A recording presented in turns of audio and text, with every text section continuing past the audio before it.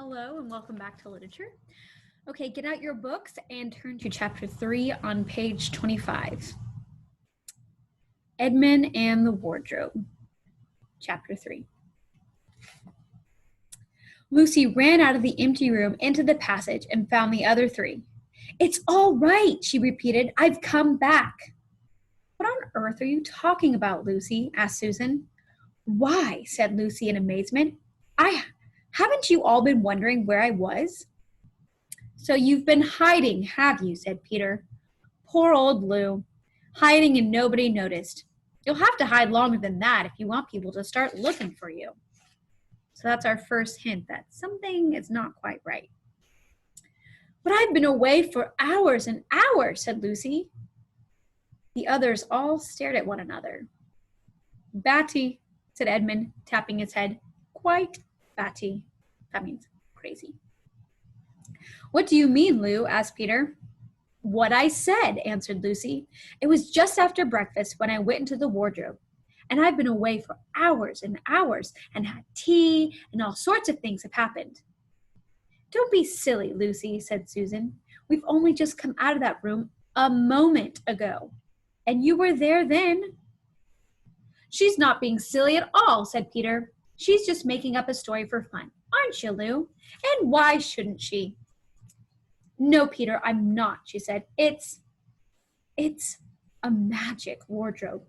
There's a wood inside it, and it's snowing, and there's a faun and a witch, and it's called Narnia. Come and see."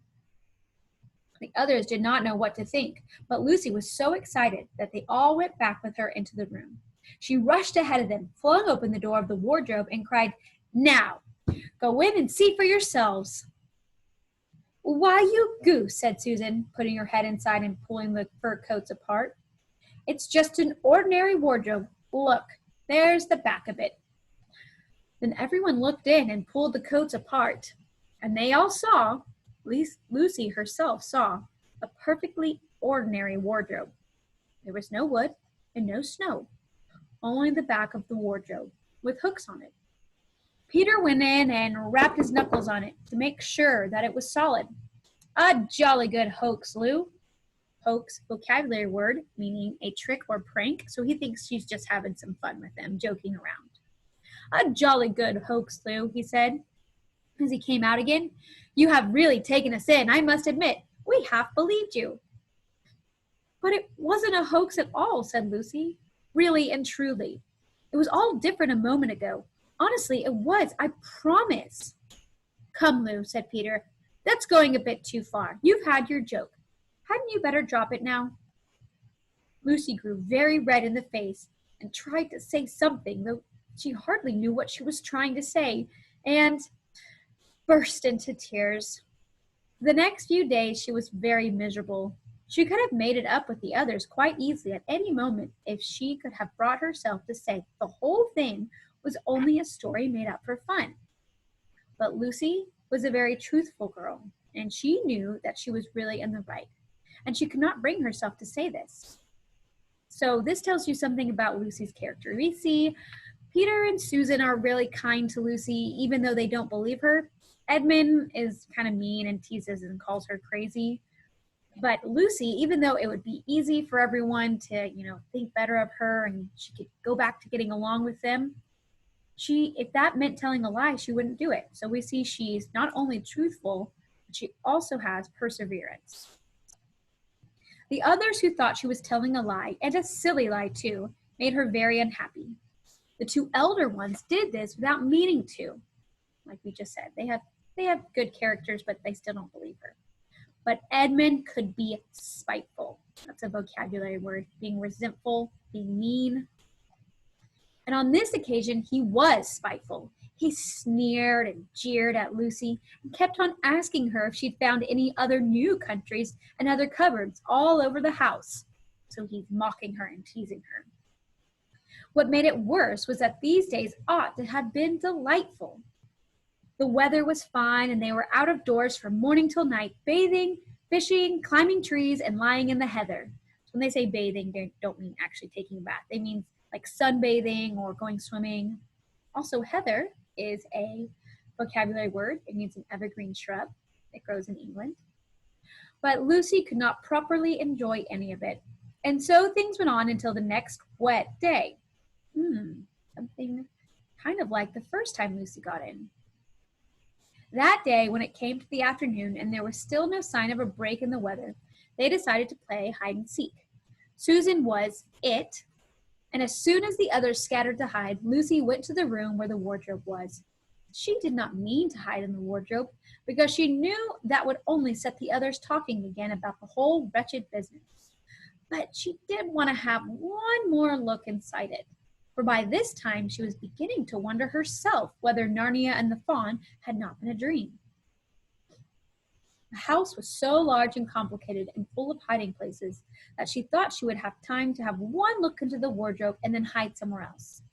But as soon as she reached it, she heard steps in the passage outside, and then there was nothing for it but to jump into the wardrobe and hold the door closed behind her. She did not shut it properly because she knew that it is very silly to shut oneself into a wardrobe, even if it is not a magic one. Now the steps she had heard were those of Edmund, and he came into the room just in time to see Lucy vanishing into the wardrobe. He at once decided to get into it himself, not because he thought it a particularly good place to hide, but because he wanted to go on teasing her about her imaginary country. Not very kind. He opened the door. There were the coats hanging up as usual, and a smell of mothballs, and darkness and silence, and no sign of Lucy. "She thinks I'm Susan coming to catch her," said Edmund to himself, and so she's keeping very quiet in at the back. He jumped in and shut the door, forgetting what a very foolish thing that is to do. Remember, Lucy never shut the door. She always was very wise and thoughtful. She never shut it. But Edmund, this also tells you about his character, that the first time he goes in, he's not thinking, and he shuts the door. So he doesn't make very good decisions. Then he began feeling about for Lucy in the dark. He had expected to find her in a few seconds, and was very surprised when he did not. He decided to open the door again and let in some light, but he could not find the door either, because he closed it, and now he can't see anything. He didn't like this at all and began groping wildly in every direction. Groping is a vocabulary word. It means feeling about blindly. So if you've ever, had to walk around in the dark, you put your hands out in front of you and you try to feel where you're going. That's what Edmund's doing. He even shouted, "Lucy! Lou! Where are you? I know you're here." There was no answer. And Edmund noticed that his own voice had a curious sound. Not the sound you expect in a cupboard, but a kind of open air sound. He also noticed that it was unexpectedly cold. And then he saw a light. "Thank goodness," said Edmund. "The door must have swung open of its own accord." He forgot all about Lucy and went towards the light. So he's just thinking about himself because he's scared, which he thought was the open door of the wardrobe. But instead of finding himself stepping out into the spare room, found himself stepping out from the shadow of some thick, dark fir trees into an open place in the middle of a wood. There was crisp, dry snow under his feet, and more snow lying on the branches of the trees. Overhead, there was a pale blue sky, the sort of sky one sees on a fine winter day in the morning. Straight ahead of him, he saw between the tree trunks the sun just rising, very red and clear. Everything was perfectly still, as if he were the only living creature in that country. There was not even a robin or a squirrel among the trees, and the woods stretched as far as he could see in every direction. He shivered. He now remembered that he had been looking for Lucy, and also how unpleasant he had been to her about her imaginary country, which now turned out not to have been so imaginary at all. So he thinks, "Oh man, I was definitely wrong. Ugh." So he thought she must be somewhere quite close, and so he shouted, "Lucy! Lucy! I'm here too! Edmund!" There was no answer. "She's angry about all the things I've been saying lately," thought Edmund. And though he did not like to admit that he had been wrong, he also did not much like being alone in this strange, cold, quiet place. So even though he doesn't really want to see Lucy and have to admit that he's wrong, he's kind of getting a little scared because he's in a new place. And So he decides to still try to find her anyways, even though he'd have to admit he was wrong. I say, Lou, I'm sorry I didn't believe you. I see now you were all right all along. Do come out, make it Pax. So Pax is Latin for peace. So let's make up. Let's be friends. Still, there was no answer. Just like a girl, said Edmund to himself, sulking somewhere and won't accept an apology. He looked around him again and decided he did not much like this place, and had almost made up his mind to go home, when he heard very off in the woods a sound like bells. He listened, and the sound came nearer and nearer, and at last there swept into sight a sledge, vocabulary word, low sleigh, drawn by 2 reindeer. The reindeer were about the size of Shetland ponies, and their hair was so white that even the snow hardly looked white compared with them. Their branching horns were gilded. Gilded means their horns were covered with a fine layer of gold, so they covered in gold, and shone like something on fire when the sunrise caught them. Their harness was of scarlet leather. Scarlet means red, and covered with bells. On the sledge, driving the reindeer, sat a fat dwarf, who would have been about 3 feet high if he had been standing.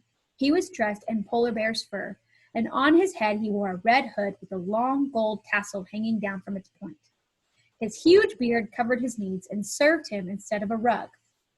But behind him, on a much higher seat in the middle of the sledge, sat a very different person, a great lady, taller than any woman that Edmund had ever seen. She also was covered in white fur up to her throat, and held a long, straight golden wand in her right hand, and wore a golden crown on her head.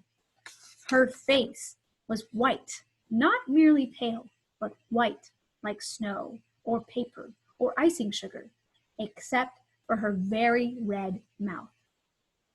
It was a beautiful face in other respects, but proud and cold and stern. Stern is a vocabulary word meaning very serious and somber. And probably a little scary, right? Your parents are stern when they get on to you. The sledge was a fine sight as it came sweeping towards Edmund, with the bells jingling and the dwarf cracking his whip, and the snow flying up on each side of it. Stop, said the lady, and the dwarf pulled the reindeer up so sharp that they almost sat down. Then they recovered themselves and stood chomping on their bits and blowing. In the frosty air, the breath coming out of their nostrils looked like smoke. And what, pray, are you? Said the lady, looking hard at Edmund. My name's Edmund, said Edmund, rather awkwardly. He did not like the way she looked at him. The lady frowned. Is that how you address a queen? She asked, looking sterner than ever. I beg your pardon, your majesty. I didn't know, said Edmund. Ha! Not know the Queen of Narnia, cried she. Ha! You shall know us better hereafter. But I repeat, what are you? Just like Lucy, Edmund's probably not ever been asked this question before, so he finds it a little odd. But please, your majesty, said Edmund, I don't know what you mean. I'm at school. At least I was. It's the holidays now. So read chapter 4 for homework to find out what happens.